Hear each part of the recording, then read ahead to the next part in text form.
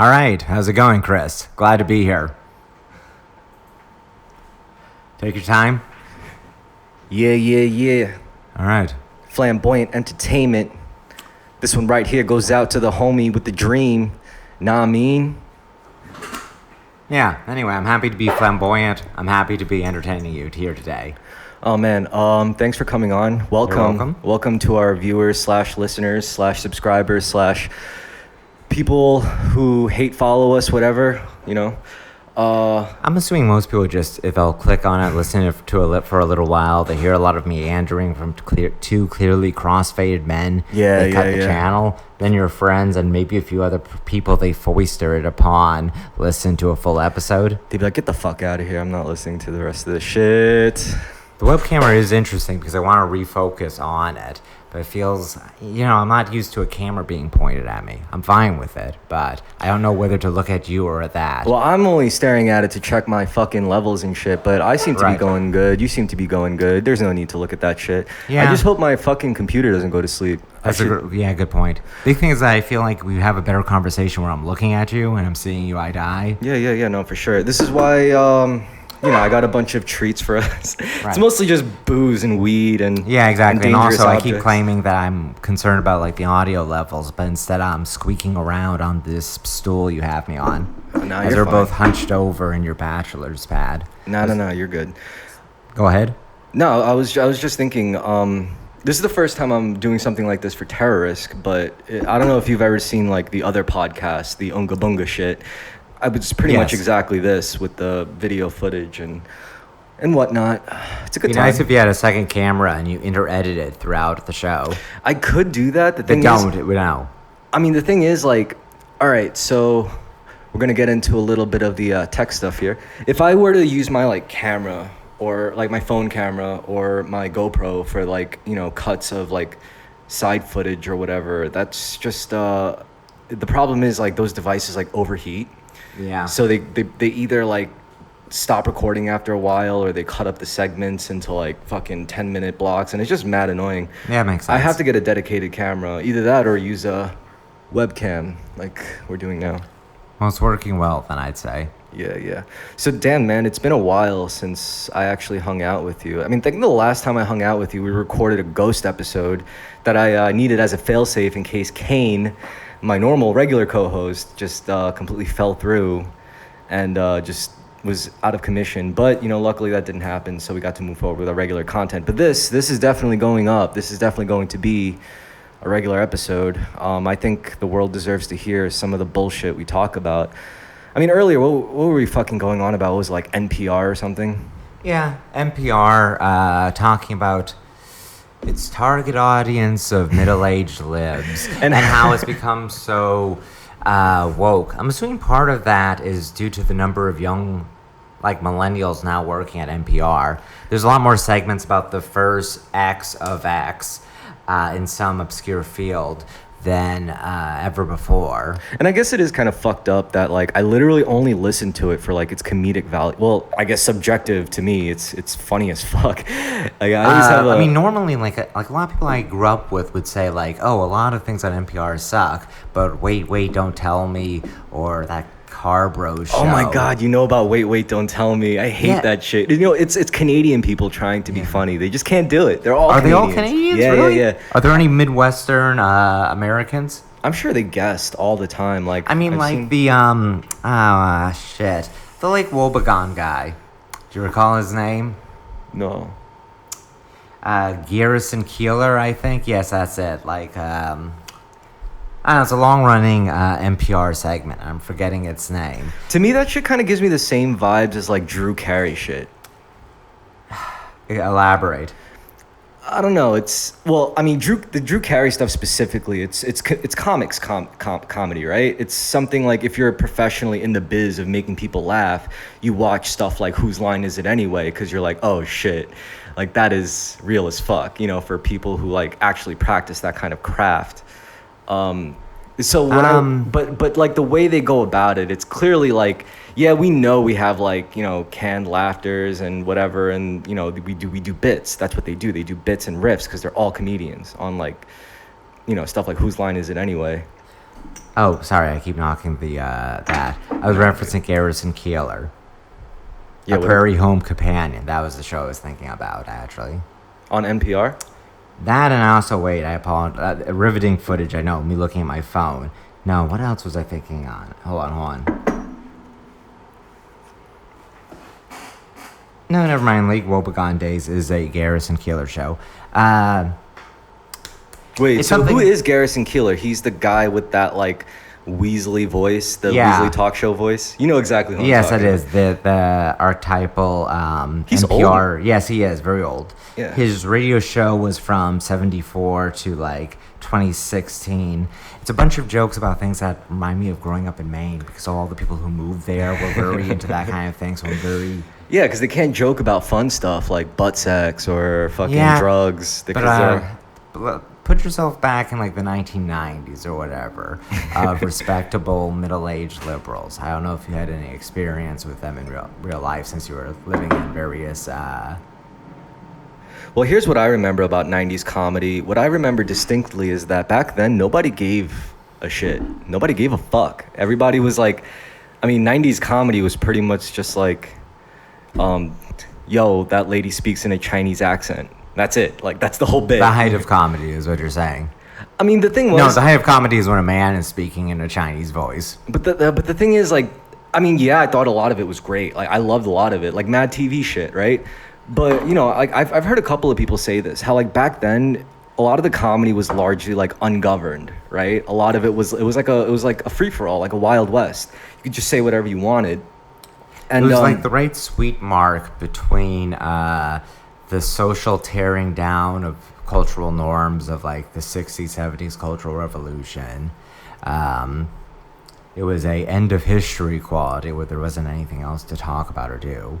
Yeah, and if there's nobody there telling you, oh, what? Like yeah, if everyone in the room's laughing but nobody's gasping, it loses that element of like rebellion, like that rebellious nature to comedy, you know? Because like you're basically just screaming into the void because there's no one behind your back telling you it's like, oh, you can't do that. That's a racist joke, you know? Like you could just do it and it won't really hold as much weight as nowadays. You know, you hear like any kind of ethnic accent coming from a person who doesn't come from a cultural background where, you know, that sort of accent would originate from. It's like everyone's like, what?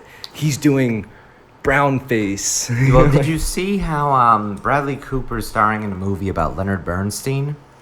I think. No, but I love Bradley Cooper. He's the man. The composer of West Side Story, Leonard Bernstein, yeah. He was also a classical music educator. He had a number of like PBS, actually very good quality television specials in like the 70s, 80s, I think 90s. Or you would have seen reruns of them. Yeah. Teaching you how to listen to classical music and like basics of music theory for people who aren't musicians. And also West Side Story. And also he was West Side Story. Can't forget that bit. He hosted Black Panthers at his house in like the 70s because he was a liberal Jewish radical from New York City. The kind of guy that would be like 70 in a polycule nowadays. Probably not in polycule at that age, just due to diminishing male testosterone. But they definitely in a polycule in the 70s. Yeah. Degeneracy. But excuse me. I'm just kidding. It's not degeneracy. I mean, it is. Literally, it is. And we're still dealing with the social repercussions of it now. Damn. But sorry. That's some hardball right there. No, but Bradley Cooper is going to be right. starring as Leonard Bernstein, this Jew, and there was a bunch of, well, not a bunch, I don't know to what degree or volume people Your care. nose facing. Yeah, right, I'm trying to emphasize my nose. That's what they're accusing him of. They're like, you're nose facing right now. Well, he's Jew facing is what they're really saying. Yeah. He not only is it the nose, it's like the ears and all these other prosthetics he's putting on. Oh, he's putting on a prosthetic nose. Yeah, to play a Jew. Oh. Or like ears, I think, yes. And there's... That's too good. Could you intercut this with images from the internet? Oh, man. Too much effort, and also it's difficult, I'm sure. I'd rather someone else do that. You know, that's a very good idea, yeah. But nobody likes us enough to do that yet, which I thought about. But you know what? My roommate might do it, but well, here's what I said. I said this to Kane, and he got really upset. Yeah. Well, he didn't get really upset. That's an exaggeration. But I was telling him, I was like, Yeah, so they say a podcast doesn't really take off until you're about like, what was it, 15 months in of like consistent, regular content posting. I think it will take you 1,500 months. Yeah, right. That's what I see. I always. How many years is that, Chris? I don't fucking know. But what I do is I hope for the best, plan for the worst. You know. So like that was a raised joke, by the way. Why? What was asking you how many? Completely flew over my head. It was very poorly executed. I asked you how many years was that measure of because I'm Asian, I can do math. Okay. Really, imagine if I just really told you the exact number, you would have been like, well, shit. No, I wouldn't have. I would have thought, like, Chris is an intelligent man. He's played a lot of video games. He probably can make that calculation very quickly in his head. No. I'm not expecting it, but I wouldn't be surprised either. I'm not that kind of smart. Now, if you were to ask me, like, to describe 1,500 months in a poem, that I could do. You know, like... As a haiku? I don't know about haiku. That's just another restricting form. You know what? Yeah. I'm good at, like, I guess abstraction. You know, I'm not really so good at, like, the hard logistical fucking, you know, calculations and stuff. No, same. I mean, probability I'm good with because, you know, if you understand context, then you could pretty much figure out, like, probability, especially because it's pretty much just retelling a story that's been already told at that point. So I guess in some ways, like, enough literal competency can give you, like, you know, some mathematical also, they're just correlated. So even if you're actually not great at it, you might still be able to, you might be able to work through the steps faster than someone else. Yeah. So I know you haven't listened to too many episodes, but what are your thoughts on, you know, the other main co-host, Kane? He seems like a very nice guy. I think you have a very good rapport with each other. No, I mean, all right, pretend we weren't on recording right now. Like, would you actually say? I would say decent.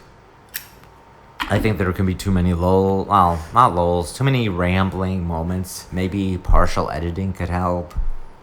No, see, I know I keep suggesting things that I'm not going to do that would involve a lot of effort. Excuse me. I think what I appreciate now, I mean, especially between like you and Kane, is I like that you guys never really communicated with each other. I would prefer that I did. I feel like it would add an interesting dynamic. It was pleasant communicating. No, thank you.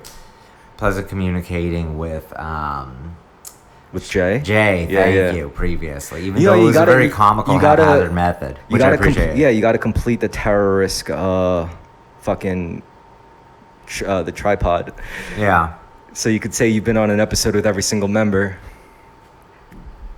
But Jay is pretty much, he's out at this point. I mean, I'm sorry to hear that. No, I'm not gonna say like, yo, he made the decision or it was explicitly stated that he's off Terrorisk. Like, he's still very much a part of the family. It's just he completely went AWOL. Which, to be fair, in his defense, like a lot of people remark on that. It's like, did Jay really just disappear? And I'm like, dude, you know, for the record, he warned us he would do this. Like, he specifically straight up said, he was like, I might disappear for a little while.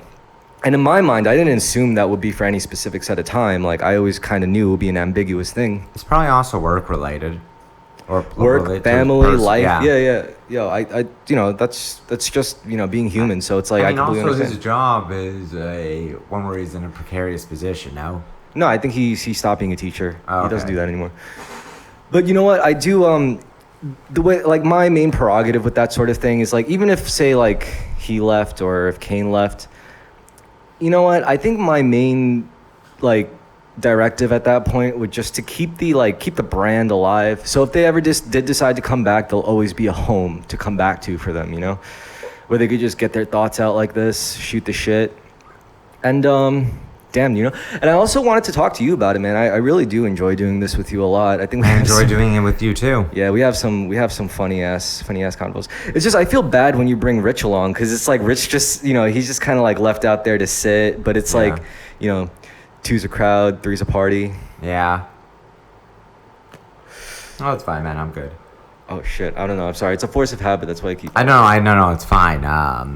Normally I would, but I'm trying to be more professional and limit my substance intake. Oh yeah, and yeah. I think so you could. I hate to say this, man. I think that you should too, for the course of recording. Oh, I mean, dude, weed is not the problem when I'm doing shit like this. It's the alcohol. No, that's what I mean. Oh yeah. So you're basically telling me to try to. I mean, both in the sense of we should try doing an episode completely sober, because everything we've done we were intoxicated during. Yeah. every time it's a podcast, it would definitely be like a drinking night. That is something that I've thought about, like kind of diverting from. It's actually it's interesting you say that, because you know, for every episode That is my biggest complaint, by the way. What? Because I'm sauced? No. Well, both. Well, I don't know about Kane. Kane's actually been sober. That's good. He's been for dead me, sober. is what I'm saying. When I'm here with you, is oh, you get too fucked up. Yeah, exactly. I feel like we should have an episode where we're both sober. Yeah, no, dude. Except for nicotine, obviously, or caffeine. I'm down with some PG shit. I could deal with that. I could hang. I think it would be interesting to contrast with our other content. Yeah, for sure. Yeah, I'll do something with you when we're not faded, like for sure. But I don't know. I guess for me, it just became a tradition, especially because like I had this shtick for a while. I was like the whole time, every time, it was always Jameson, and then I would always go off just reading off like the Jameson label. Mm-hmm. I'd be like, yeah, smooth Irish whiskey made the John Jameson way since 1867. The actual year Jameson was invented. That's the truth, folks. You could look it up. What else were we on about? I went on my... I shouldn't even be talking about this. Well, then don't, actually. So I went on my first... Hell yeah. So I went on my first date with another Korean person for the first time in my life. Like, another Korean? Is this also your first Asian? Don't worry about it. On a first actual date, yeah. I mean, trust me, like I've hooked up with Asian people before. It's just I've never actually explicitly dated one. I've never been on a date with one. Neither for me. So it was the first time, and honestly, like, you know, I even told my dad about it. He was the first person I told, because he was really critical about me at one point. He was like, son, I noticed you never dated an Asian before. What are you, racist to your own kind? I'm like, whatever, Dad. And I had to explain to him, it's not even like I have any specific bias against Asian girls. It just never fucking happened, right? So, you know, the chance arose off of a dating app. And, you know, I decided to go for it. I was like, yo, all right, you know, like, let's go for it. She seemed to be into it. And it was funny, dude. On the date, I had to specifically ask her. I was like, so, you know, you've had like a moment to talk to me, so I got to ask, like, do I contrast at all with like other typical, because you seem like you've dated other Korean guys. Is she a Asian American? Yeah. Where, oh, fuck. Give me some details without violating privacy about this. Give me a cultural read. Okay, so she was born in this country, right? But she ended up immersing more into Korean culture because of her job. She works for a Korean company. At what point did she start immersing in Korean culture? Well, for us Korean kids, the parents try to immerse their Korean kids into their culture very quickly on by introducing them to, say, communal church. And when I say communal, I mean like Korean church. Like it's primarily, what is it? It's some form of like Presbyterianism in Korea itself. Korean Presbyterian. That's it, okay. And Catholic. And if I recall correctly, in Korea, religiosity is found more, well, those kind of religiosities are found more in the cities. I can't remember if it's more Catholic or more Protestants in the cities. Yeah. So yeah. Anyway, this girl was pretty Korean, a lot more Korean than I was, you know? So then I asked her, I was like, how do I differ from like your typical Korean date? And she told me some funny shit. I can't explain this in English, but she told me it's like, you know, when you're a girl, typically you'd be dating an older Korean guy, whether it's like a couple of years or whatever, and they like to talk down to you. You know, like as a younger girl, they like to be like oppa, like big brother. You know, so they'll talk in third person, like, listen, big bro, he has to go and do this for his job, and this. And I was dying. I was like, that's gross as fuck, bro. Like, but she was really into me, you know. Like she was, she said you're really refreshing. Like a drink of like mint water with watermelon on a scorching summer day.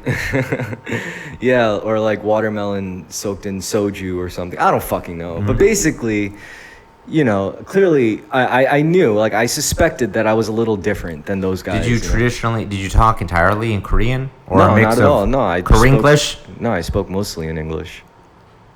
Okay. Yeah. We communed in English. She was born in the States I know. too. I was curious about how much of the conversation was in Korean. Put it this way. Also, I really just wanted to I was so clever Korean. about it. I was like, we went to eat sushi, and I straight up told her, I was like, so like, I picked a non-Korean spot for us to go to so that you wouldn't have to hear me order in broken Korean, and she died off. I was Nice. like, haha, I knew that would work. This is a real Asian American experience. Exactly. So it's like, Well, it's I knew how to play intriguing it. because, well, And it was intriguing for me too. I was like, this is the first time I really get to like play this up, you know? Like, yo, I say all the time about how like the Asian American experience is purely unique to what Hollywood thinks it is and to what Koreans think it is. well, So it's- Hollywood doesn't care that much for it, and like the attempts Exactly. to care about it are very distant. It's something to do with a woman complaining or someone complaining about their parents. So this is why I had an idea for a movie. I was like, I want to make a movie about like a Korean American kid, you know, who barely could speak Korean, and then he goes with his white friend to Korea, and together they decide to try to party it up in like Seoul or something, but they get into like some deep shit with Korean gangsters, and the white kid would be like, yo, you should talk to your boys, and he's like, I could barely fucking speak the language, man, fuck you. You know, it would be What a if funny his movie. white friend spoke better Korean than him? Oh my god, that would be so good. I was Or- on a date with Desi, a Indian girl, and she said she was happy I didn't speak Hindi because apparently a number of the other white men she's gone on dates with did. Oh god. No, Which I well, assume is more common among fancy Asians. I think a good plot point to the movie would be like if like, you know, the two idiots ran into like a very sophisticated like European girl who barely spoke English but spoke her, you know, original language very well. Well, obviously she would, and Korean a lot better than both of them. So you know, and she would get with the Asian American kid, and you know, the white kid would get with a Korean girl. You know, like, so it would be like There's a lot of personal fantasies of yours. No, I'm just saying how I'm talking about the most satisfying narrative ending. No, I know, for- I agree. I'm just trying to banter. Yeah, but it's true though. Like, yeah, I mean, you know, I like to think that what satisfies me, I have a pretty good idea of what like the people want in a story, not necessarily in a song or a movie or in a video game, but I think I do know what people want in a story, you know? Everyone wants a happy ending, for example. Sometimes a story calls for not a happy ending, and you got to roll with that too. You all right, man? I'm fine, actually. I'm very happy. Good. Continue. Good. I'm glad you're Yeah. having a good time because I'm having a I'm good getting time. into my flow now properly. Hells yeah. So yeah, fucking, I'm gonna make this fucking stupid fucking movie, and it's gonna be great. That sounds good. We're gonna, it's gonna star Yourself? and you. Sounds good. We're gonna have Sounds good. some white kid playing you, and we're gonna have some Asian kid playing me. Well, it's That'll the be dream, good. isn't it, to be adapted in a more attractive and cool life. Movie, as Hitchcock said, life is movies are life with the boring parts cut out. Yeah, I think every movie should have some kind of self-insert, right, for the person writing it. Yeah, it's very common anyway. Hells yeah, I agree with it. It's a good practice. Like you want, It could be you a bit want a little bit, masturbatory, but yes. but you could, because you need a bit of the person who made it. Otherwise, it'll just be nothing but pure production. I like Product. it when, yeah. I mean, some people take it way too far. True, like fucking. I don't know if Quentin Tarantino takes it too far. His movies already take it too far, so it's like you can't even really say that, you know? There aren't too many self-inserts within his films, even the ones where he's acting in. He always puts himself in some grotesque, mild role, and Oh man, I was just talking. So I'll admit I'm in some Cumtown fan discords. It's a very shameful thing to admit, but I like them. you why know? is it shameful? Because it's Cumtown and it's Discord, so it's like two awful things put together. But anyway, Yeah, just chief grooming. Never mind. no, but sorry, I just completely for a second I lost my train of thought. Well, I but lost my train of thought too when I was making that sentence about how you're an excellent groomer if you're in a Cumtown Discord talking to 15-year-old trans women. No, but oh god, there actually might be. But anyway, There definitely are. So- Actually, Nick Mullen is a lot of trans women's they're controversial trans women are wood. chasers for Nick Mullen. Yes. That's funny. I mean, a small community of them are, but that is a subsection that exists. Oh, that's good. That's so good. Oh man. So It overlaps with the Nazi femboy dynamic. that's true. So in the Discord, we were talking about Reservoir Dogs, and I brought up Reservoir Dogs because it's like in every small group or population of men getting together, one thing you could always guarantee the whole party like talking about in equal measure of seriousness, they take it as a serious conversation, is tipping. Like when you get a group of guys together, one guy just has to bring up tipping, and they will go. You were talking on about how it. you loved '90s comedy earlier. This does feel like a Seinfeld bit. But it's true though. Like like every instance, every time we brought up tipping, and I was around other guys, like we would talk about it seriously, like seriously engage it. But if like the group was like diluted with like a female population, then it's like de facto like there's a right opinion and there's a wrong opinion. A lot of interactions with women are like that nowadays, especially. Yeah, because there's the real dynamic of a hen house, of a matriarchal longhouse dwelling, Venus of Willendorf style hectoring quality. True. I think it just seems that way because of perception, right? So here's what I think. I think no matter what way you look at it, social media will always be a women's game. Yeah, it's an inherently feminine medium. I don't care if we're talking about Facebook, Twitter, Instagram, Snapchat, whatever the fuck whatever platform. If there's a population of women on it, trust me, they own it. That's who it's for. That's their fucking element. No guy is ever going to come on social media and say, I just made this a boy's place. Never gonna fucking happen. Social media was built essentially for women. Therefore, it's going to serve them a lot better than it could ever serve us. Also, men become very feminine on social media, even when they're making a big to-do about being masculine. They get to express their emotions and shit. You know what they say? It's like love and war is the only place where you could truly express yourself as a man. Social media is kind of like a mixture of both, you know? Like it is. There's just a lot of very catty behavior from all guys online, I see. Myself especially. I don't know. I try not to go for the cattiness, and I just try to like, you know, like just be like so unabashedly sincere to the point where it's like obtuse. You know, it's like might as well just like do what you can to seriously engage with the people who even show the slightest bit of interest, at least enough to comment. And then if you could try to fish out their honest to God opinion, which isn't hard to do, because you know, you could like put your opinion out there and someone will comment with the snarkiest shit, but the snarkiest comment will still somehow betray a piece, even if it's a fraction, but a sliver of their fucking sincere being and how they actually feel about it. That's what you could exploit. That's what you kind of like pick at and tear open, and then you're like, all right, let's get to the bottom of this. And you already have your instincts telling you where it's gonna go, but you just kind of want to see for yourself. It's like, all right, so yeah, you know, you gave your typical canned response that I expected, but a piece of that kind of betrays some juicy bits. Let's explore that, you know, like. And I think like, you know, maybe it's a skill, but I think if you just look, like you could spot it in people's responses a lot of the times. Even if you give out the most outrageous like statement as an opinion, you know, someone's still gonna have like a reaction to it. Yes. With a lot of people, it feels often like people's interactions, both online and off, have an automated quality to it. You'll see you're talking to someone and they start saying a canned counter argument as something that's maybe something adjacent to or parallel with what you're saying. Well, all right. So a lot of people, I've noticed a lot of people these days have quality issues with day-to-day human interaction, whether it's offline or online.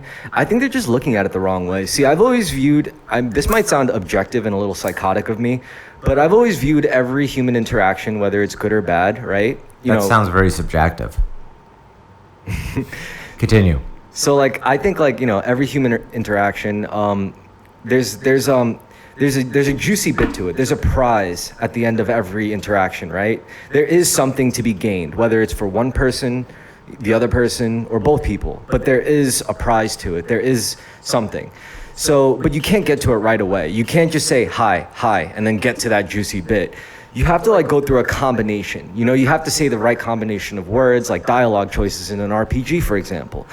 It's a very systematic way of looking at human social interactions, I'm which not is saying- how I I'm do not saying too, by the way. I'm not saying the people are one way. I'm just saying our interactions. We're always going. The way of thinking of it this way feels very autistic, which I share too. But it's okay to me because as long as you understand that people themselves, like their souls, their spirits, are fucking inherently irrational and not built on any kind of logic or flowing off of any kind of like logical cohesiveness whatsoever, and it's all purely based on like immediate feelings and emotions, that's okay. Then you can look at interaction as systematically as you want. At the end of the day, the results will prove themselves. I'm trying to contrast this with probably other people's way of thinking. Definitely most women's way of thinking is conversation, human interactions, I think, flow a lot more. Also, I agree with there's something beneficial to be gained from every single one you have. And that's also dabbling in like game theory. Yeah, exactly. I mean, that's like what concepts can just be like viruses of the brain. Once you like ingest the concept, it kind of like pervades until a stronger concept or one that could integrate. I mean, what you want is all the different concepts integrating in a way that works for you. So you're like, all right, let's put a little bit of game theory in there. Let's put a little bit of social dynamics, some basic psychology, some probability, like.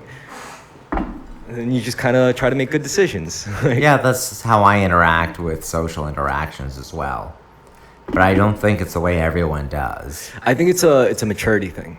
Really? First of all, you can't think that way unless you actually gain enough insight about people in general and as individuals in your life and yourself. You also have to know about yourself to be able to, in order to like really work your game, your side of the game, you have to know yourself at least to the point to have enough confidence to do so.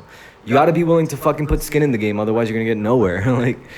You could just go on, you could float on shallow interaction, but any person with like 2 brain cells can see that from a mile away. I agree with what you're saying, but I think it's maturity for certain kinds of people, particularly certain kinds of men, such as ourselves. And I think a lot... Sophisticated. No, I'm joking. No, I mean, yes, I don't know if I'm getting across clearly what I'm trying to say.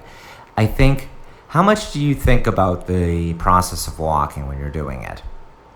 A lot these days. Ever since I started sword classes, I always think about posture a lot. That's the thing. I look at posture. I look at people's posture. I check my posture constantly. And like it all started because of like sword classes. Like once I started doing that, I started paying attention a lot more to posture. I'm assuming the same happened with breathing. Yeah, of course. You're channeling your chi. I don't know if it's chi. I just know. No, isn't chi breath energy? Yeah, but the way it was taught to me, it wasn't, some mystical bullshit. My teacher literally said, it's like, you want to control your breathing because when you breathe in, your muscles tense up, and when you breathe out, your muscles relax. So therefore, when you're unleashing your technique, you want your muscles to be, loose, so that you're not restricting yourself in your own field of movement.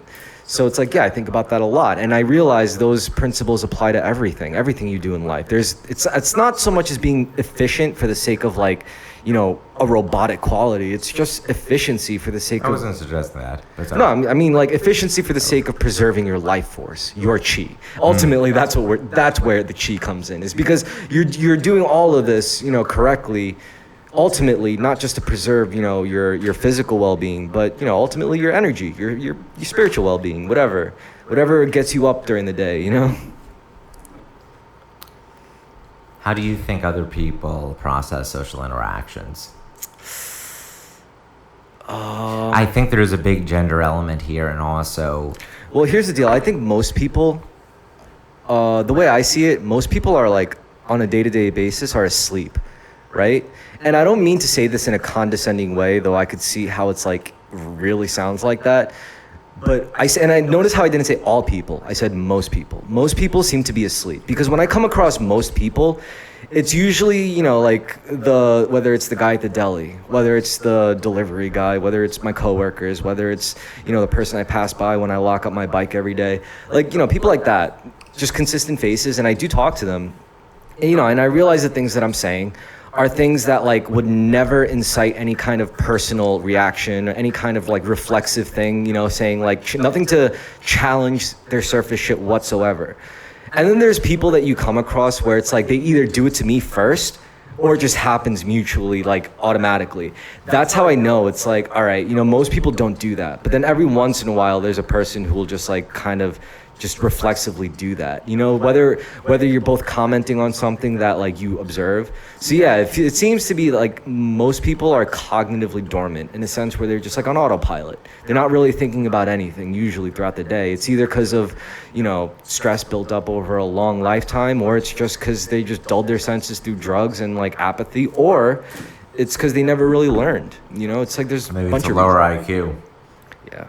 And, you know, I could think of objective reasons to keep people like that, you know, because a population that's on autopilot is a lot easier to control and manage than a population that's, you know, constantly like at odds with the world, their environment, and themselves. You know, that's tough. And you know what? It's like, it's hard for me to shit on it because, like, you know, I can't just like look down at those people because I look at like, say, like the Zen Buddhist ideals. I'm like, what the fuck is the difference? Everyone's shitting on like NPCs. I'm like, are you fucking kidding me? Like, dude, what's wrong with being an NPC? It sounds like the dream. If anything, not being an NPC is suffering, you know? You're the one who has to deal with the end of the game. These guys, they're just there, you know, like. Yeah, I think a lot of those people are suffering too in their own ways because that's part of the human condition. And you know what's funny too? Like, it's ironic, like, especially people who explicitly complain about quote unquote NPCs. I'm not going to state his name, but I was in a group chat with someone and, you know, we got into this whole thing and, you know, like he was bitching about like, oh, that person's an NPC. I'm like, what's wrong with being an NPC? I'm like, he's like, oh, they're infuriating. I'm like, why? He's like, I don't know, blah, blah, blah. And then we got into his personal shit. I'm like, see, I think you're a fag because you complain all the fucking time. You know, you're basically a little bitch. And he's like, I'm just better at pointing out problems and I'm not really good at like actually solving them and dealing with them. I'm like, and then like that's when a lot of people nowadays, myself included. But that's when I realized, I'm like, dude, you're the one complaining about NPCs, and yet you describe yourself as exactly what an NPC is, like a person who stands there and gives out quests so that other people could like solve them. I'm like, you are the fucking definition of an NPC. And this goes back to what I'm saying. Like, I do identify as a fucking player character. Not that I fucking want to, not that I like it. It's part like, of the human condition. There's just no You're fucking... perceiving the world through this one point of view. It's like there's no alternative for me narratively because that story for myself would just depress me. And there's no fucking room for it physically because, like, literally my job is to fix other people's fucking problems all the time. I don't get to... you know, every time I try to point out problems, people don't fucking listen. But, you know, when they have a problem, that's my job to fix it. So it's like, you know, it's kind of addicting, you know, like, because like I get to look at them and be like, you're all just a bunch of fucking overpaid, useless fucking sheep. If it wasn't for me, like, you'd all be nothing, you know. So it's a really like ivory tower kind of feeling. But at the same time, like, I'm like, who's better than them though? They're making more money than me. So that's why, like, you know, I really dislike people complaining because usually it's the people who complain about NPCs that are the biggest fucking NPCs, you know. Like, it's one of many forms of that. They repeat their dialogue tree that's like amusing little lines about all the other characters in the game. It is. It's dialogue trees, right? And yeah, I guess that's really what it is. I mean, we also play a lot of video games, so that affects our framing of these things. I'm sure you can come up with metaphor. I mean, you do, and there are but metaphors. you call it video games, and I'll turn right back around and say Dungeons and Dragons. Yes, more so, actually, you're right. Because Dungeons and Dragons greatly influence a number of video games, even ones you wouldn't expect, like Doom. It's the role-playing aspect. Yeah. So, you know, once you're a person who's attuned to the role-playing mindset, it becomes easier for you to say, well, why don't I just role-play my own life? Yeah, I think almost everyone is nowadays. No. I mean, like, not to that horrible... All right, fine. No, not to that level. If what you're saying is like, yeah, most people are No, you're right. Actually, I apologize. Certain people... Like, a lot of things you see on... No. What I'm saying is, like, for some people who are role-playing their lives, to them, it's like they'll just throw it on easy mode. Yeah. And it's like, I don't even care about the mechanics. I'm just here for the story. And they just kind of coast through And then there are the other people who would really grind it out, who would be like, dude, I care about this stat. I'm going to fucking grind it to as far as I can get. You know, it's like, it is an RPG. You could take it however seriously as you want. But I'm saying if there's that much depth, it's a waste not to explore it in your one playthrough that you get. I agree. Have you ever considered how political ideology and genders are a lot like character classes in D&D? Yeah, especially, but the thing is, it's constantly shifting. It's not like a fixed paradigm where like the white man is always good. It's like they used to be good, now they're not. Yeah, but I mean, like in D&D, they always would release new splat books that would change the dynamics of the game. You know what I think It's about? basically adding a whole new class, and maybe part of being trans is re-rolling. You know what it actually makes me think of? Yes. It makes me think of the development of the paladin class, right? We think of paladins, the original iteration of the paladin. Who was the paladin? The paladin was this just warrior of light. No matter what, it would always follow the dictations of the whatever holy lord that governs that universe. Until they decided that, because narratively, as a Dungeons and Dragons character, you realize eventually how fucking boring that is. So what did they do? They added the Dark Paladin. Blackguard. So what that did is it isolated what truly makes the Paladin the Paladin. Is it the fact that he or she is a warrior of justice? No, it's the zealotry. That's what it really was about, and that's the dimension that it added. It's the fact that the Paladin was a zealot. No matter I think it's that for was the Dark case in D&D 4th edition. And a lot of people complained, and I think in 5th they put it back to lawful good and then having various blackguard options. By the way, blackguard is spelled Blackguard. So if you ever see blackguard, it's actually blackguard, which is a far funnier name to have as a group of villains. Gotta say, it sounds like a slur, yeah. Yeah, I mean, it's just like medieval insults, genuinely. But you're right, it has a natural slur sound to it. Fucking blackguard over here. Yeah, exactly. We should bring it back as an insult. It means, I think, a man of ill repute. Not in a prostitute way, but a man of poor moral character. Oh my god. I can't even think about Dungeons and Dragons anymore because of Stranger Things. Like, they really ran it to the ground. So yeah, very heavy-handed from what I've heard. I haven't watched it. But the way I see it, there was no other way to do because that's what Stranger Things is. It's a real-life Dungeons and Dragons story. That's the whole point of it. Well, a big factor with Stranger Things, more than anything, is that it's made by people who are only like very small children during the 80s. It's just very much a show based on 80s and Spielberg nostalgia. It's not actually from people living through that era in any significant way. The creators, Duffer Brothers' interaction with the 80s is like the same as I have with like the mid-90s. I'm 32. So the mid-90s, I was like 5, 6, whatever. I don't recall what the teenagers were doing except in the vaguest of ways. It was actually more extreme for them because I think they're like 86, so like when they were 4, it was 1990. Dude, I guarantee you within the next 20 years, there's going to be a Pokemon reboot. Well, for sure. Actually, I'm surprised there hasn't been before. No, because they're still the Ash is still the same character at the same age. Because they know the adults that watched the very first release and played it are still doing it. You know, like there's still those loyalists that were there from Generation 1. It's very tragic. How? I think that's because think about it. I mean, yeah, Pokemon. You have like that thought, that image of like a grown ass man playing like children's games, but at the same time, like I do the same. Yes. It created fucking memories and community for people. It did something that a lot of other more serious outlets couldn't do. It created it created a population of people who all cared about the same thing, and got to connect over it. I mean, literally, that's what their games were about, connecting. Like. Yeah. Yes. Very literally. I'm not saying it's bad to still be a Pokemon fan. It's sad, or perhaps, no, it is bad to be someone still fully devoted to it as opposed to, at best, a lingering hobby. Yeah. A lot of, like, pop culture stuff, all of the remakes or legacy sequels, a lot of those are aimed at, well, not legacy sequels, even with Top Gun, aimed at nostalgia for people who were children when the first thing came out, or some old media property. It's like this. It's like Star Wars. Excellent example. All the new movies are just referencing the original trilogy.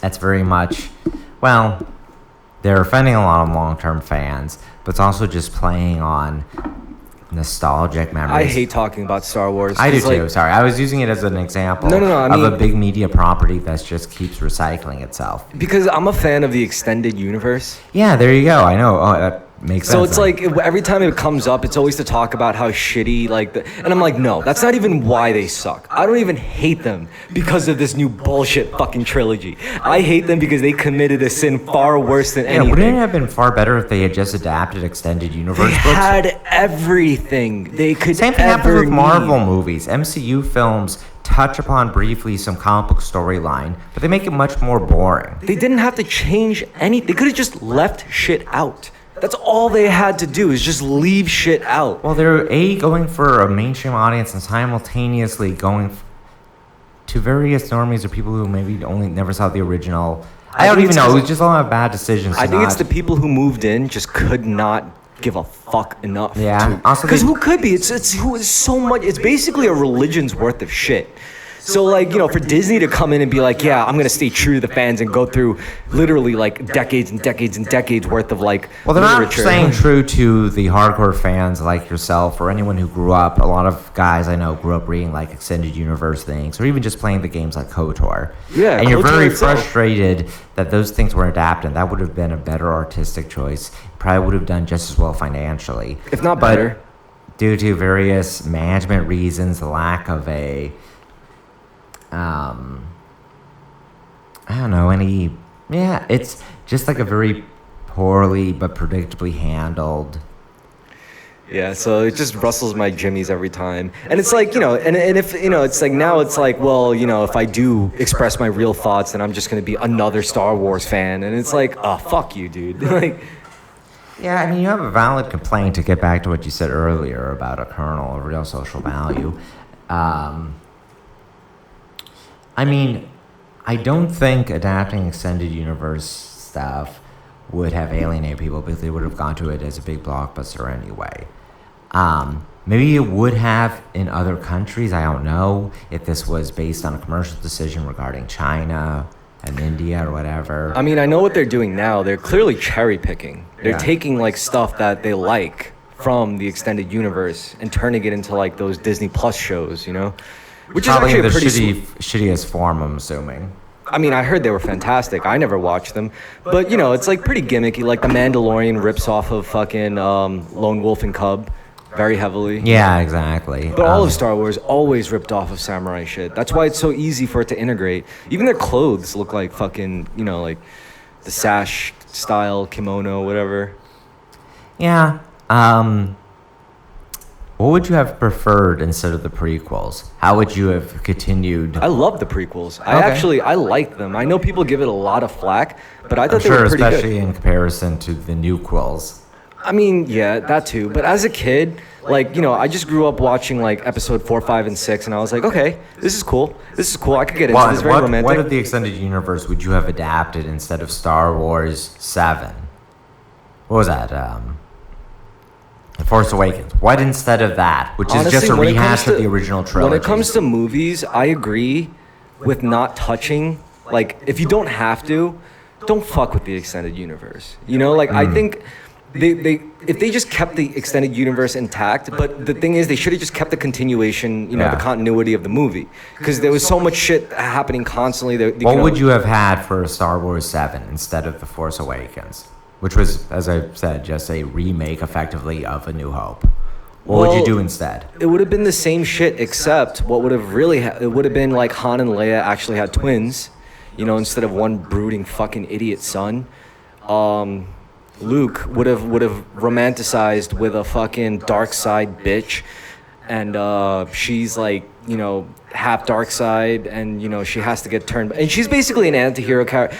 Basically in the novels, you know, Luke gets with this, you know, force sensitive who's like not quite, you know, light side or whatever, and like Han and Leia have twins, and a third child after that actually, who I think turns out evil but supremely powerful. I think I'm getting this right. But yeah, there's like so much drama, but it's like I wouldn't have changed much. It's just what they did was so stupid. It's What like would you have done instead? Would you have just adapted that? Which sounds great, by the way, in comparison. I mean, Or like of all the extended universe, what are some storylines, books you would have strung together? If I got to make another movie, or original content too, yes. If I got to make another movie, Star Wars at all, it wouldn't have been in Episode 7. It would have been something like Rogue One. Yeah, okay. Which I think was the best fucking. I've heard a lot of people say that. It was the best fucking Star Wars movie ever. It was awesome, and even like it was awesome in ways that people really don't like me to say. But I'm like, first of all, every single one of those characters was annoying as shit. The fact that, spoilers, they die at the end, fucking amazing. That was like the cherry on top for me, you know? Like, yeah, it's very curious to have a blockbuster with all the main characters, family-friendly, very broad audience blockbuster where all the characters die. The fact is that shit was predetermined for Which is like a good decision. From like since like the very first Star Wars movie. They said like many of our assets died to get this information, and it was true. They showed it. It's like, dude, they died. Like, you know about the original script for Return of the Jedi? No. From what I recall, I'm not a huge Star Wars fan. It was going to, I think it was Revenge of the Jedi originally. It was going to involve Han dying of a random blaster shot to show the randomness of war. Yeah. Luke being exiled by like the Republic after everything's over, like riding off into the sunset kind of thing. All right. Trying to remember some various other deaths and the like. You know who actually handled continuity real well? It wasn't a movie. It was a video game. The Witcher video game series. All right. So I have some complaints about the show. But as far as the video game goes, it was amazing because what the video game did was something brilliant. First of all, it was based off of like a character from a novelization of a classical Polish writer. Well, it's just like a series of Polish fantasy novels that are very successful and good, right? Or short stories. Yeah. So he wrote out the saga, and it basically ends on somewhat of an ambiguous note. You know, like you don't really know if it's good or bad. Like it's just kind of, but it's hopeful. Now, the very first Witcher game, which came out all those years ago, and since then, it actually takes place right where the last book leaves off.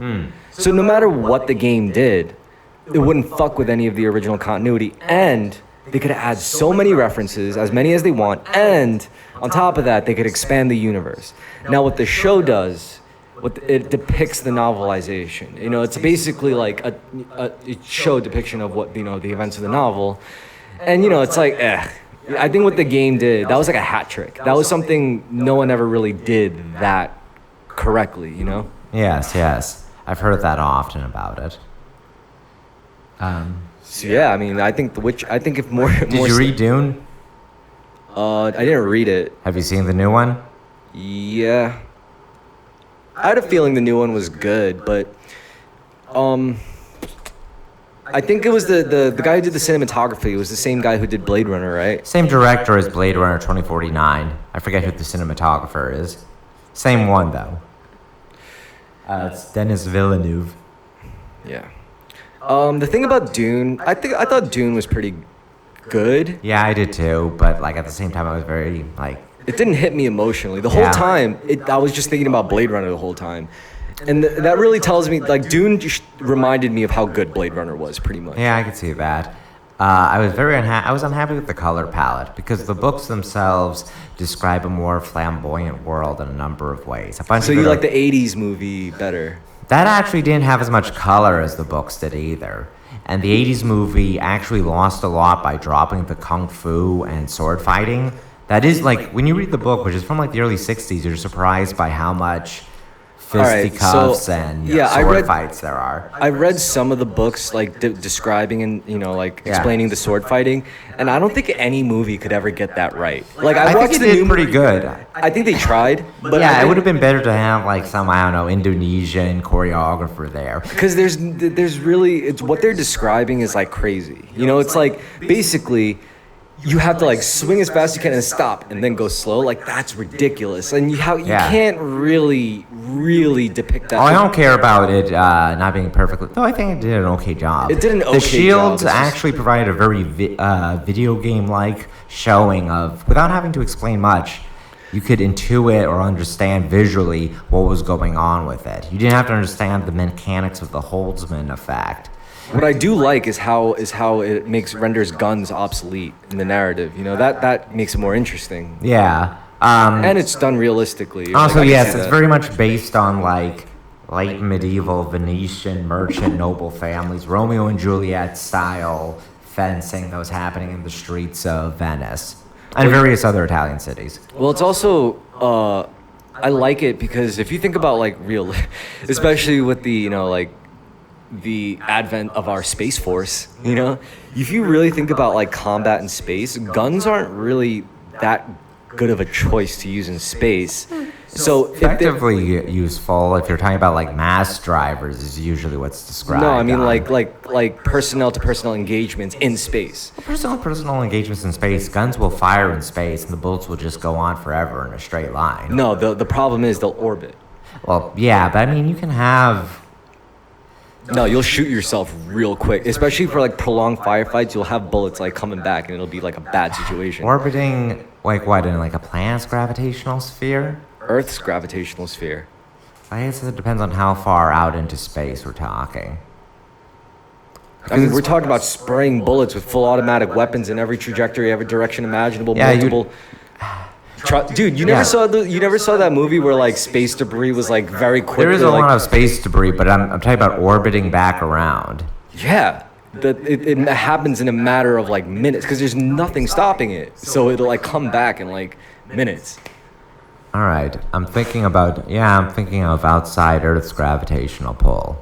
No, I'm talking about like within Earth's orbit, which is where a lot of it's gonna happen, because that's where the space areas are going to be where there's going to be conflicted over, like it's really going to at first be about Earth's orbit. So if they're not going to use guns, then they're going to be using like blades. Yeah, you also have a huge amount of distance between each other. Or, all right, so the two options in space are either blades or laser weapons. Like if you could like keep a beam on a suit long enough to like, burn a little hole in it, they're done. Like yeah. I don't know. Well, I'm just thinking about this. It's just guns are not great at all in space. All right, fair enough. Depending on the gun, really. Like, but the conventional firearms we use with like a combustion-based cartridge, just like fucking shooting lead out. It's not great. Yeah. I mean, regardless, with Dune, it's all taking place on a planet anyway. They don't have that many space engagements in Dune. No, it's not in it really as a story, at least not the later books, and it's just talking about firing off nukes at each other. Everything's within a planet's pull. Yeah, true. Or it's effectively Earth. Yeah, I wanted it to have a lot more color because there is descriptions of like flamboyant costumes, more so than in this movie with like bright colors, which you see in desert cultures anyway. Yeah. Both of the Dune adaptations both have good things about them. Definitely more flamboyant. I wish there were more flamboyant performances and over-the-top performances in the new Dune.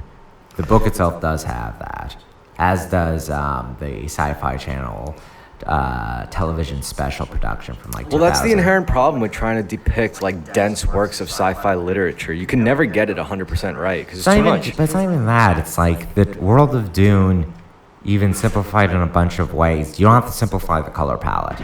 The Fifth Element looks a lot like Dune the novels. Does that make sense? Yeah.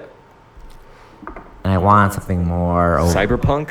No, I want something more flamboyant and French and medieval. Yes, actually, because it's depicting a medieval world or a neo-feudal world, where religion is a key factor in the culture. I'm saying the new Dune takes itself. It's not operatic enough in the sense of taking itself too seriously, even though there's more jokes in the new Dune than in the Dune novels. It's too desaturated.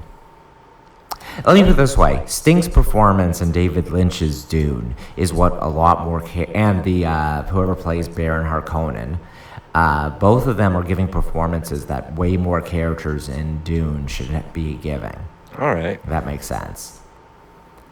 I still enjoyed it. They could have found a more attractive mystery meat girl to play Chani. I mean, she's fine, but they should have found someone really sexy to play her. What, Zendaya wasn't sexy enough for you? She's attractive. Little teenage heartthrob from Spider-Man high school? Honestly, she looks like I mean, when I saw the movie with my ex, Black American, but also anorexic, was very like, oh, Zendaya's in this. To her surprise when she came on. Yo, speaking of Zendaya... There's a number of white male, black female couples or ambiguous brown women couples in the audience. Yo, I gotta ask you, if you have this experience... when I use dating apps as an Asian male, I realize like 90% of my matches, like no joke, no exaggeration, are black women.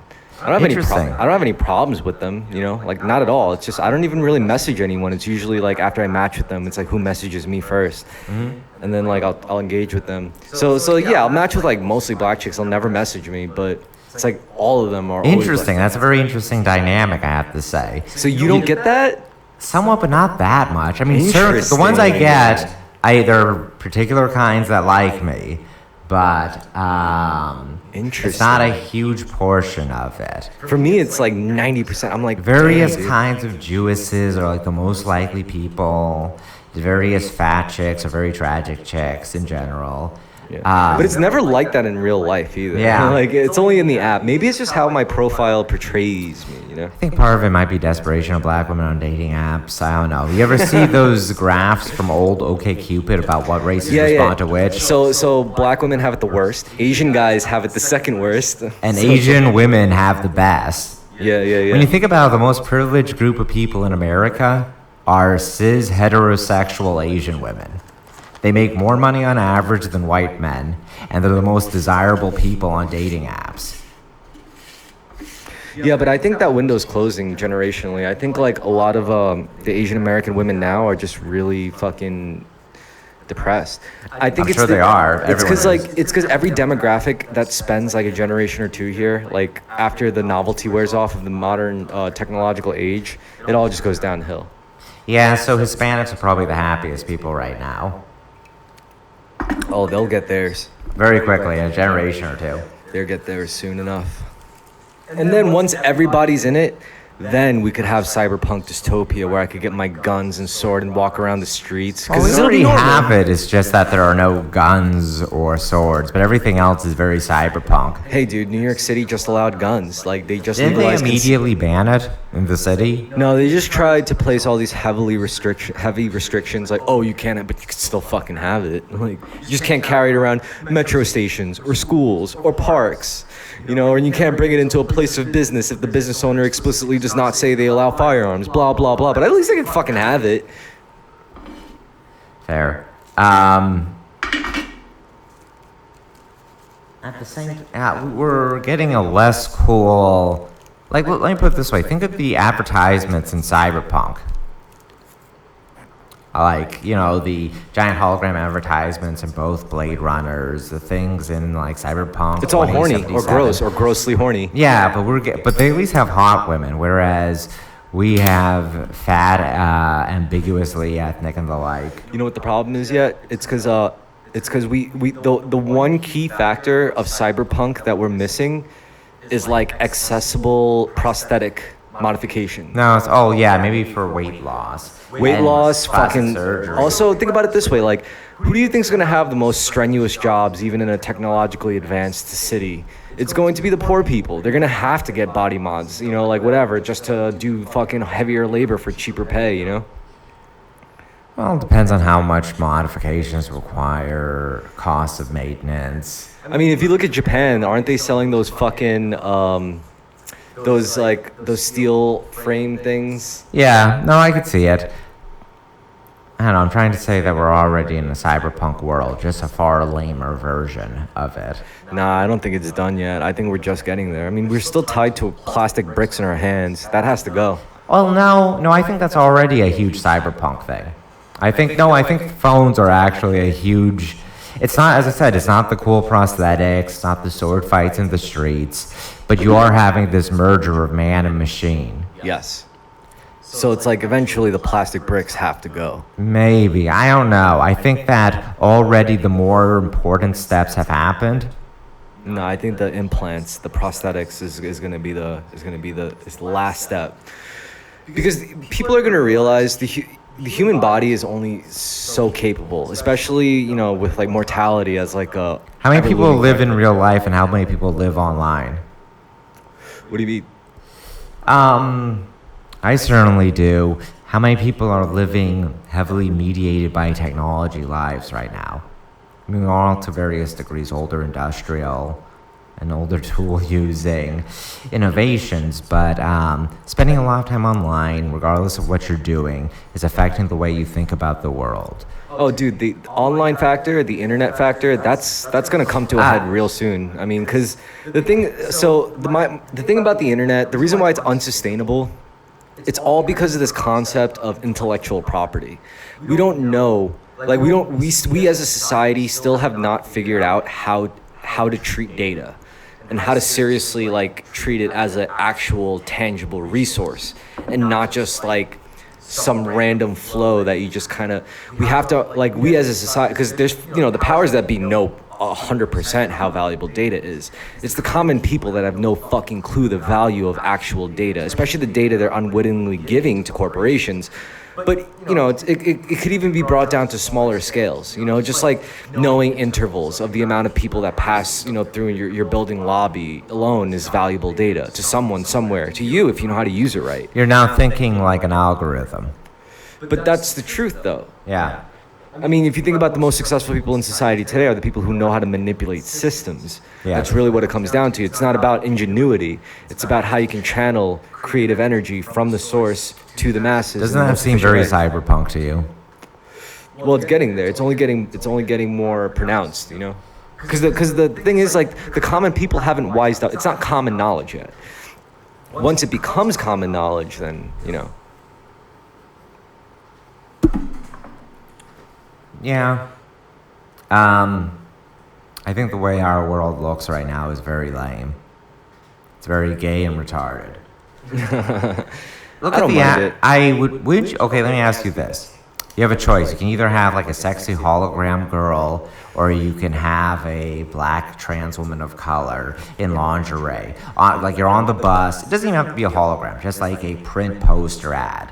Imagine in one frame of your mind a typical 80s cyberpunk depiction of what a future advertisement would look like. Now, on the other hand, look at the actual advertisements you see all around you. They're both grotesque, but one looks a lot cooler. One's got like bruises on his face with the neon drenched like lighting, like basically Ryan Gosling. Yeah. And instead I look out the real world and I see a bunch of fat people milling about, and I see ads like you know why it's not there yet? Because in worlds like that, both depictions you talk about, well, actually in the one specific one, the cool one, in that depiction, the thing is, nature is already barren. The whole world is destroyed. There's really no natural sanctuary. In the world I live in is not completely cyberpunk to me yet, because remember, I'm a practitioner of the blade. I'm still in touch with this earth and the heavens and the trees and the mountains that surround me. And I could tell there's still like plenty of life. I think to fully like integrate into the cyberpunk lifestyle is to understand that part of the world is fucking dead. But the world that I see around me, I think there's still a lot of natural beauty left. And that to me is not cyberpunk. It's more, what do you call it, tree punk? Like, solar punk? No, solar punk is just like very optimistic, like 70s sci-fi illustrations of greenhouses in space. I know what you mean. Yeah, I still see a lot of life around me. Yes, don't get me wrong. We're rapidly getting to it. We're rapidly getting to the point where our ocean is completely devoid of oxygen, no fish, and it's just bodies of lifeless water and no more forests. And then I'll call it full-on cyberpunk. But we're not there yet. We still have some green. Enough. That's my take. That's why I don't really say we're there yet. That's fair. I mean, yeah, maybe that's why it looks so lame, is because we have all this ugly shit. But, if you look a little deeper, like, we still have some, like, nice natural shit. Because in, like, a full cyberpunk world that I see, the whole world is just urban. Like... Fuck, what is it? trying to think of the term, an ecumenopolis, like a sci-fi city coating an entire world. Yeah, like Coruscant. Yeah, exactly. I think that's the word for it. Yeah, but we're not there yet, so. Yeah, to me, I feel like a big factor of cyberpunk, along with a lot of stories. Usually, we're talking about like man's relationship with technology, and I'm being very vague here. You know what? I love cyberpunk because there's some works of cyberpunk that incorporate, like, oh, there's another side to this. There's like a faction that lives in the trees and, like, you know, the one last densely populated wooded rainforest area in this earth or something like that. The environmental things to me and the prosthetics feel secondary to questions regarding capitalism and stuff like that. Man's relationship to technology. Which is inherently enabled by the capitalist overgrowth. Yeah, though, I mean, that's part of it. A big part of it, obviously, and that's present in our world. I mean, that's the whole point. That's the punk in cyberpunk, right? It's the idea I thought it was the grittiness of it. No, it's rebelling. That punk too. is anti-establishment, and cyber is inherently establishment because those are the fuckers that spawned it. So.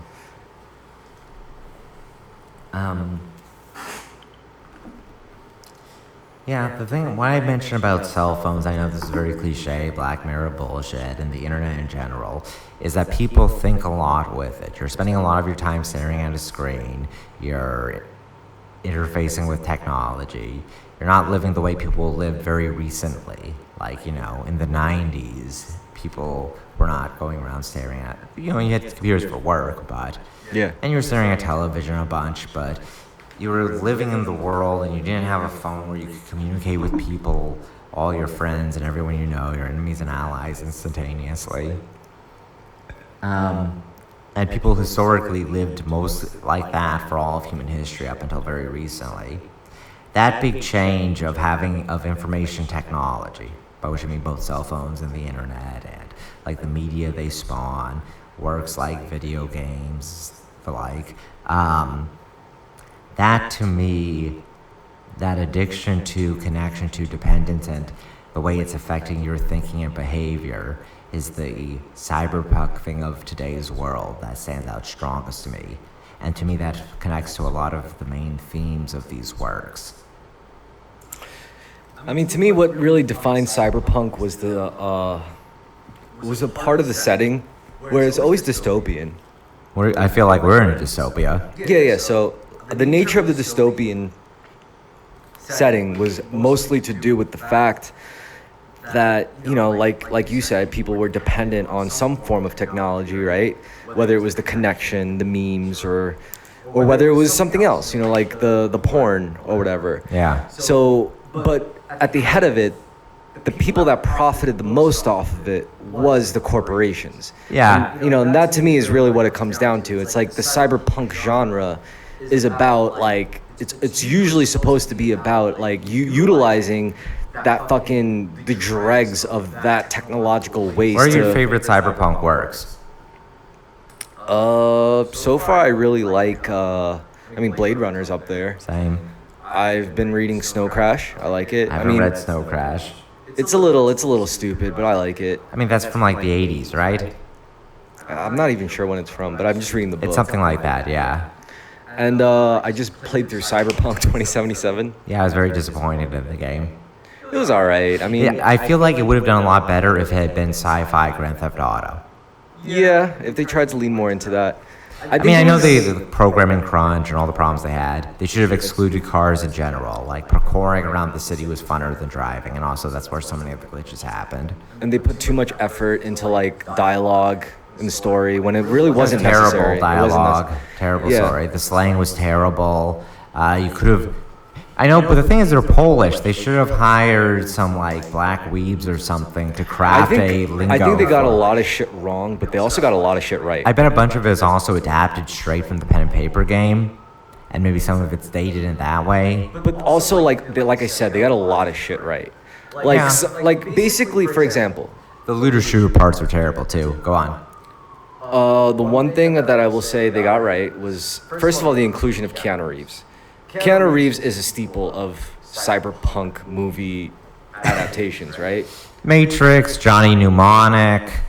I feel like there's something else, but I'm spacing on it.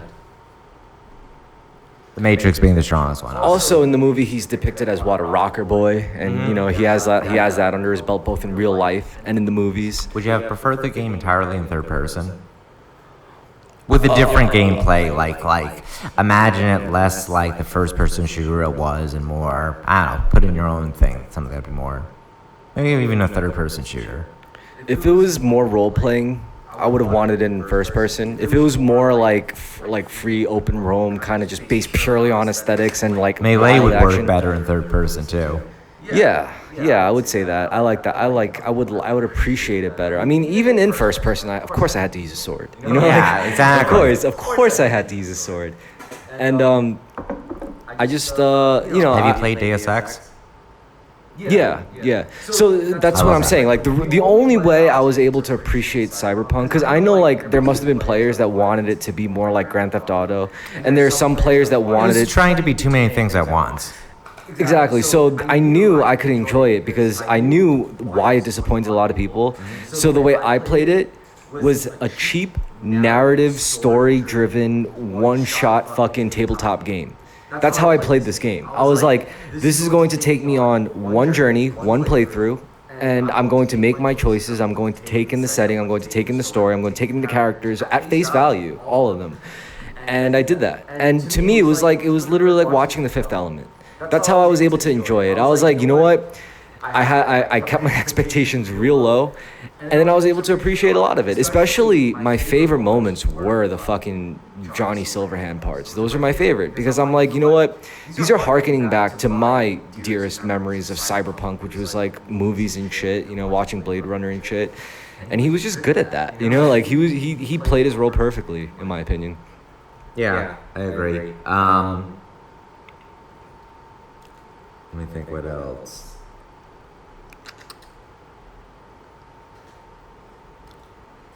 Yeah, I just didn't care for the gameplay. Yeah, the gameplay sucked. I didn't find the story. I don't play video games for stories anymore. I just can't do it. Yeah, no, I feel that. So when I played, because like, you know, I played through the game and I was like, I just gotta see this story as satisfying as a movie. And I know it's impossible with a video game because you put a lot more effort seeing a video game's ending than you do watching a movie, right? Yeah. So, you know, despite that, like I treated it as it would be as satisfying as a movie ending. So I just went for like, what would be the most narratively satisfying ending for me? And for me, it was the one where everyone got what they wanted. Because, you know, how you start the game really does dictate how you end. Like, you could either start as a corpo, and as a corpo, that's all you knew from the past. That's what you're going to crawl back to, right? And you're going to have a hollow-ass, shallow ending. And then you could be a nomad. You can start as a nomad, and you're going to want to finish as a nomad because that's your core values: freedom, independence, you know, upstanding, you know, like dignity. Fucking, then you're a street kid, and that's what I played through, is because that's what I identified as with the most. Surprisingly. I was like, I'm the street kid. And then the ending I chose was the one with Johnny Silverhand. I was like, yo, I'm going to be a legend of Night City, just like I promised Jackie I would, just like I said I would from the very, very beginning. And I became a legend, and it was a hollow-ass ending. And it was awesome because it was exactly how it should be. You know, yeah, I became like the top hotshot gangster, but, you know, my partner left me because they were like, this is what you want, this is what I want. And then my body was still dying, and it was never enough, and I had to do this grand heist at the end where I go to space and rob a casino. It's like, that's perfect. Like, that to me was just so poetic. Like, I didn't get a happy ending, but I got a just one. You know, like, that was it, and that's how I played through it. Have you played Vampire the Masquerade Bloodlines? I didn't play it, but I watched the whole playthrough. So I Nice. It's basically probably better, actually, of an experience. Yeah, because you don't have to deal with bugs and glitches yourself. Constant. Well, the patch for it fixes a lot. There's a fan patch. Yeah, I'm waiting for the sequel, actually. Yeah, I think that's going nowhere. I don't think it's canceled, but they had a huge writing staff firing. Also, the entire production staff got like fired. It's like the guy lost it. There's a bunch of issues with writing and like woke related interactions in the workplace that got everyone fired. Yeah. Yo, by the way, did you eat? No, I haven't. Do you want to get something to eat Yes. after this? All right, cool. Well, we're already clocking in at Hour and 18 minutes. Yeah, so we're already above time, but damn, you guys watched us get fucking. Well, you watched me get drunk as fuck. Now I'm gonna drive. I don't know about Anyway, that. thanks for listening. Say bye to the people. Bye, people. Goodbye, guys. Stop. Stop. Square. This one?